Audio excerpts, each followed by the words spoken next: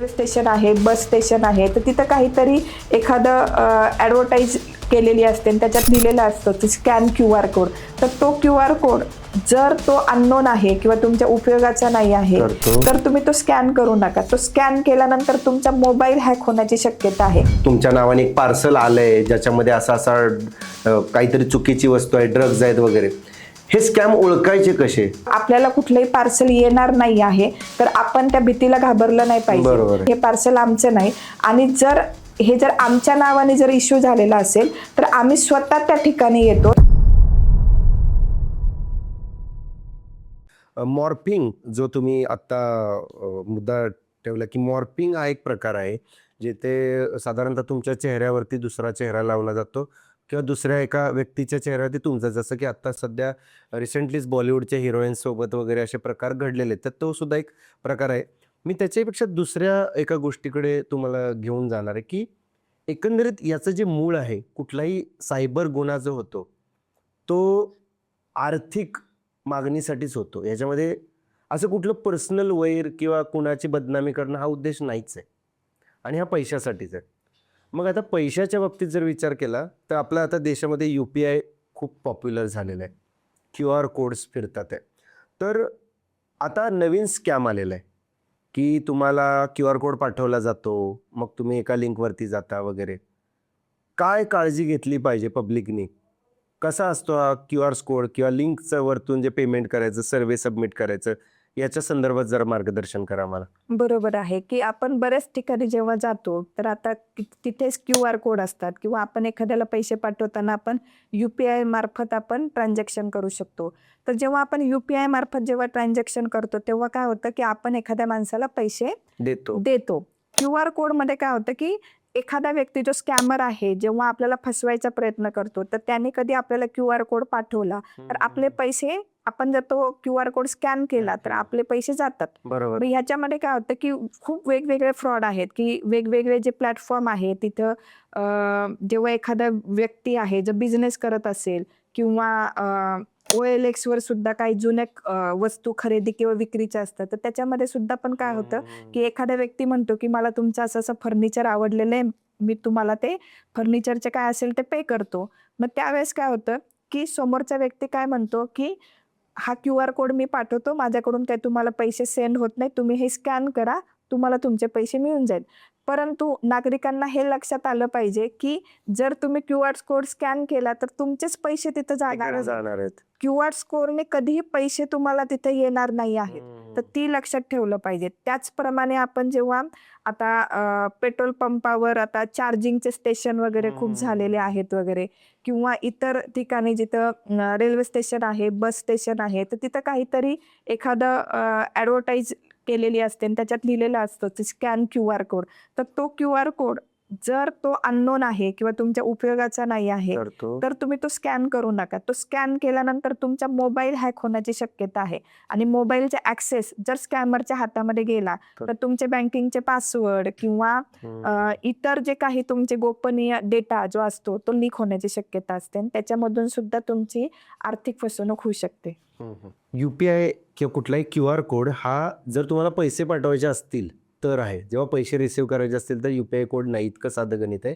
आणि technically QR code जो आहे त्या QR कोडच्या अंडर तुम्हाला कोणती लिंक पाठवली जाऊ शकते की तुम्ही त्या स्कॅन केला की एखाद्या लिंकवरती जाल, मोबाईल हँग होऊ शकतो, तुमच्या मोबाईलमधला डेटा जाऊ शकतो किंवा कोणत्याही एखाद्या फेक वेबसाईटवरती तुम्ही जाऊ शकता जिथे तुम्ही जाणं तुमच्यासाठी फार धोकादायक आहे. या स्कॅनिंगद्वारेच एक नवीन अजून एक स्कॅम आहे, तसा तो आता प्रचलित झालेला आहे, तो म्हणजे courier scam, fake courier scam किंवा तुमचं पार्सल कस्टममध्ये अडकलंय किंवा तुम्हाला तुमच्या नावाने एक पार्सल आलंय ज्याच्यामध्ये काहीतरी चुकीची वस्तू आहे, ड्रग्ज आहेत वगैरे. हे स्कॅम ओळखायचे कसे? काय याच्यामागे पब्लिकनी काळजी घेतली पाहिजे? बरोबर. ओळखणं खूप सोपं आहे. म्हणजे मी सुरुवातीलाच सांगितलं होतं की डिजिटल अरेस्टच्या वेळेस आपण काय काळजी घेतली पाहिजे. तर त्याचप्रमाणे की जेव्हा तुम्हाला कोणी फोन करतात तुम्हाला सांगितलं जातं की तुमचं असं एक FedExचं पार्सल आहे किंवा अमुक कुठलं ब्लू डार्टचं पार्सल आहे आणि ते आम्ही विमानतळच्या इथं त्याला डिटेन केलेलं आहे आणि त्याच्यामध्ये आम्हाला अशी वस्तू दिसते. पण जर आपण पार्सलच कुठं पाठवलेलं नाही आहे तर ही तर्क बुद्धी ही त्या नागरिकांना कळलं पाहिजे की जर पार्सल आपण पाठवलेलं नाहीये किंवा आपल्याला कुठलंही पार्सल येणार नाही आहे तर आपण त्या भीतीला घाबरलं नाही पाहिजे. बरोबर आहे. तर त्यावेळेस यांनी ठाम भूमिका घेतली पाहिजे की हे पार्सल आमचं नाही, आणि जर आमच्या नावाने जर इश्यू झालेला असेल तर आम्ही स्वतः त्या ठिकाणी येतो. संबंधित जे कोण पोलीस ऑफिसर तुम्ही सांगतात आहे की समजा एअरफोर्सचं कोणी आहे किंवा कस्टम डिपार्टमेंटचं आहे किंवा पोलीस आहे, तर तुम्ही त्या एजन्सीचं नाव सांगा. नाव सांग. आम्ही स्वतः त्या एजन्सीच्या इथं फिजिकली येतो आणि मग काय इंट्रोगेट करायचं असेल तर त्याला सामोरं जातं. परंतु लोक भीती बाळगतात आणि मग त्यांना परत त्याच टाईपचं त्या चक्रव्यूहामध्ये अडकवलं जातं आणि मग त्यांच्याकडून परत फसवणूक केली जाते. फक्त मुद्दा असा आहे की जर आपण काही चुकीचं करत नाही कुठल्याच याच्यामध्ये सामान्य जीवन जगताना, तर घाबरायचं कोणालाच कारण नाही. नक्की. म्हणजे तुम्हाला ट्रॅपमध्ये अडकवलं जाते. आपण फक्त बदनामी होईल किंवा इतक्या लांब गेलो तर मला आणखी त्रास होईल, आणखी पैसे जातील किंवा वेळ नाही, सुट्टी नाही, माझं हे काम आहे, माझं ते काम आहे, असं करून टाळतो आणि मग त्या ट्रॅपमध्ये फसतो आणि हे होतं. बऱ्याच वेळेला असं समजलं जातं की ज्येष्ठ नागरिक किंवा नाही का 30तले तरुण वगैरे या प्रकरणामध्ये फसतात आहे. पण एक असं निदर्शनात आले, आम्ही बातम्या वाचतो की तुम्ही तर त्यात रोज आहे, की चांगले चांगले शिकलेले लोकसुद्धा, आय टीमध्ये काम करणारे लोक, स्वतःला आय टी एक्सपर्ट म्हणवणारे अशा ट्रॅपमध्ये फसतात की कुठली तरी लॉटरी लागणार असते, कुठली तरी गोष्ट मिळणार असते आणि जेव्हा त्यांच्या लक्षात येतं की माझ्या अकाउंटमधले कितीतरी लाख रुपये आता गेलेले आहेत, 20 लाख, 25 लाख, 70, 80 लाखापर्यंत, आणि मग ते जागे होतात आणि मग पोलीस स्टेशनमध्ये येतात. काय सायकोलॉजी असते की एवढी शिकलेली लोक किंवा त्या क्षेत्रात असणारी लोक पण ट्रॅप होत्या फसतात आहे? बरोबर आहे. एक म्हण आहे इंग्रजीमध्ये, ग्रीडी इज ऑलवेज नीडी. म्हणजे त्यांना कायम जे ग्रीडनेस ज्यांच्यामध्ये आहे त्यांना कायमच त्याची गरज भासत असते. तर यामध्ये कसं आहे की जरी आय टी सेक्टरमध्ये जरी काम करणारे वगैरे असतील तर लोभ, पैशांचा लोभ हा त्याच्यामध्ये मुख्य कारण आहे. हे काय करतात की एखादी त्यांना लिंक येते, मग त्या व्हॉट्सअपच्या ग्रुपला ते जॉईन होतात आणि त्यामध्ये व्हॉट्सअपच्या ग्रुपमध्ये जॉईन झाल्यानंतर की ते कोणी ॲडमिन किंवा इतर काही सहभागी आहे, त्याच्यामध्ये काही इंडियन असतात आणि काही बाहेरच्या देशातले व्यक्ती असतात की ज्यांचे मोबाईल नंबर हे इंटरनॅशनल लेवलचे असतात. मी या ठिकाणी काय होतं की जेव्हा त्यांना एक त्या ग्रुपमध्ये ॲड केलं जातं तेव्हा त्यांना सांगितलं जातं की तुम्ही फक्त, आम्ही शेअर मार्केटचं तुम्हाला प्रशिक्षण देतो, तर तुम्ही फक्त ते 15 दिवस तुम्ही आमच्या ग्रुपमध्ये बघा.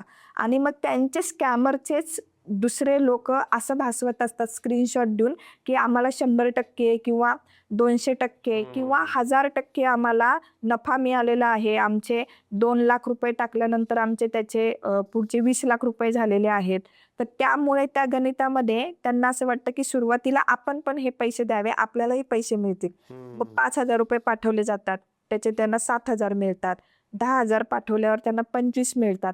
मग समोरच्या व्यक्तीला वाटतं की आपल्याला खूप पैसे मिळतोय, की नॉर्मल शेअर मार्केटमध्ये डीमॅट अकाउंट थ्रू तो मिळत नाही आहे, परंतु ह्याच्यामध्ये मिळतो आहे की मग समोरच्या व्यक्तीशी ते बोलायला सुरुवात करतात, मलाही पैसे गुंतवायचे, आणि मग असे लाखो आणि करोडो असे पैसे गुंतवले जातात. परंतु पैसे गुंतवताना डीमॅट अकाउंटला पैसे न टाकता समोरचा स्कॅमर हा अनोळखी बँक खात्यांमध्ये, म्हणजे पूर्ण पॅन इंडियामध्ये पैसे भरण्यासाठी त्यांना भाग पाडलं जातं. आणि नंतर एका स्टेज नंतर जेव्हा तो व्हिक्टीम आहे, त्याला पैशाची गरज असते किंवा त्याच्याकडचे पैसे संपलेले असतात, काढायची वेळ येते, तेव्हा स्कॅमर असे म्हणतात की ह्या पैशावर टॅक्स लागलेला आहे किंवा तुमचा बॅलन्स हा अजून पण निगेटिव्ह आहे, तो पॉझिटिव्ह करण्यासाठी आणखीन पैसे भरा. आणि मग त्यांना सारखी पैशाची मागणी केली जाते आणि ह्यांच्याकडे पैसे संपलेले असतात. त्यामुळे मग त्यांना कळतं की फसवणूक झालेली आहे. त्यावेळेस ते आमच्या इथं सायबर पोलीस स्टेशनला येतात. तर शक्यतो जे काही शेअर मार्केटच्या लिंक्स आहेत किंवा अनोळखी व्हॉट्सअपच्या किंवा टेलिग्रामच्या ग्रुपमध्ये सामान्य नागरिक हे ॲड होतात आणि त्यांना असं प्रलोभन दाखवलं जातं की तुम्हाला 850% किंवा 1000% किंवा 200% परतावा दिला जाईल. तर अशा वेळेस कुठल्याही अननोन लिंकला क्लिक करू नका, अननोन व्हॉट्सअपच्या ग्रुपला जॉईन होऊ नका. आणि तिथल्या जॉईन झालेल्या ग्रुपमध्ये जर शेअर मार्केटमध्ये पैसे भरण्यासाठी तुम्हाला भाग पाडलं गेलं तर कुठल्याही अनोळखी बँक खात्यांमध्ये पैसे भरू नका. हा स्कॅम आहे आणि त्याच्यामध्ये सर्व तुमचे पैसे जे आहे ते पूर्णच्या पूर्ण तुमचे नुकसान होण्याची दाट शक्यता असते. नक्की. झटपट श्रीमंत होण्याचा कोणताही मार्ग नाहीये. हा. शेअर मार्केटमध्ये पैसे कमवण्यासाठी अभ्यास लागतो, रिसर्च लागतो, येस. डीमॅट अकाउंट ओपन करावं लागतं, पेशन्स ठेवावे लागतात. कुठल्याही ग्रुपवरती जॉईन होऊन व्हॉट्सॲप, टेलिग्राम किंवा इतर फेसबुक, इंस्टाग्राम कोणत्याही ग्रुपवरती जॉईन होऊन तुम्ही श्रीमंत नाही होऊ शकत. तुम्हाला तुमचा अभ्यासच करावा लागेल. पैसा अभ्यासाने वाढतो. इतकं सोपं गणित आहे.